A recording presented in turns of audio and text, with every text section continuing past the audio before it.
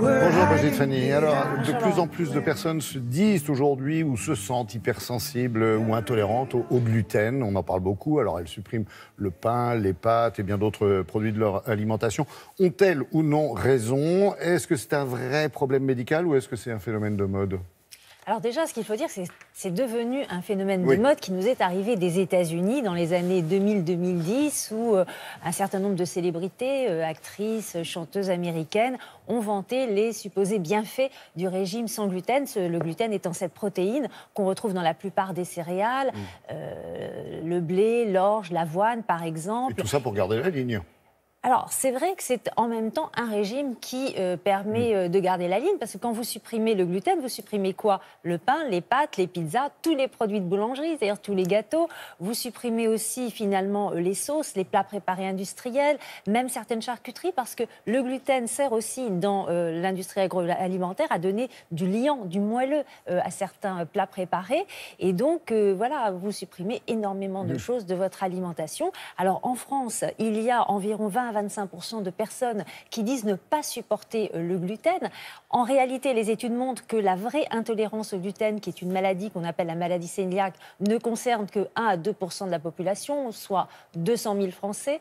Alors, qu'est-ce que c'est que cette hypersensibilité finalement au gluten? Quelle est la différence avec la vraie maladie, c'est-à-dire l'intolérance au gluten? Qui doit vraiment faire un régime sans gluten? Réponse en images. Le régime sans gluten est totalement justifié et indispensable pour les gens qui sont atteints de la maladie cœliaque.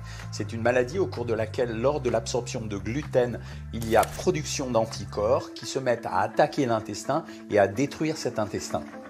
Alors pour avoir la certitude d'avoir une maladie cœliaque, on est obligé de faire une biopsie intestinale, c'est-à-dire prélever un petit bout de l'intestin pour vérifier les altérations de l'intestin. Et en même temps, on peut faire des dosages des anticorps anti-gluten que l'on va retrouver dans le sang. Certaines personnes se disent hypersensibles au gluten. Il ne faut pas confondre cette hypersensibilité à l'intolérance au gluten qui est réellement la maladie cœliaque. L'hypersensibilité au gluten, ça se traduit par des ballonnements, une mauvaise digestion, des flatulences, bref, tous les signes d'une maldigestion. L'hypersensibilité au gluten est simplement liée à des modifications du pain. Depuis 50 ans, les conditions de production du pain ont changé. Les techniques de production du pain, et notamment de pétrissage, ont fait qu'on retrouve beaucoup plus de gluten à l'intérieur de la pâte à pain. Et la deuxième chose, c'est qu'on a le droit désormais de rajouter dans certains pains du gluten, ce qui fait que la quantité consommée a explosé et crée cette hypersensibilité.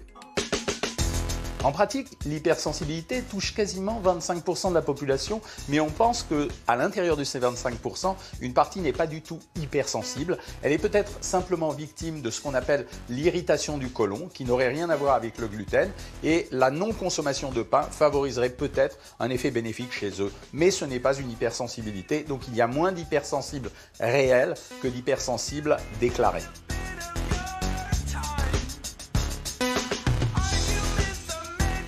Dans l'hypersensibilité au gluten, il y a effectivement un effet de mode qui fait que certaines personnes vont consommer sans gluten, notamment à cause du marketing alimentaire, de la prolifération des restaurants sans gluten et de tous les produits sans gluten qu'on peut trouver désormais.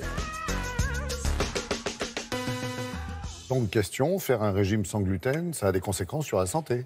Pas vraiment. Alors bien sûr, si on est intolérant ou hypersensible au gluten, on peut faire ce régime sans gluten et on doit faire ce régime sans gluten. Mais si on le fait par effet de mode, parce qu'on est attiré par ce régime-là, il n'y a pas de conséquences sur la santé. La vraie conséquence, c'est une conséquence sociale. Parce que c'est compliqué de manger sans gluten, c'est compliqué d'aller au restaurant, c'est compliqué d'aller chez des amis, dîner. Donc c'est plutôt ça, la conséquence de ce régime sans gluten. Merci Brigitte Fanny.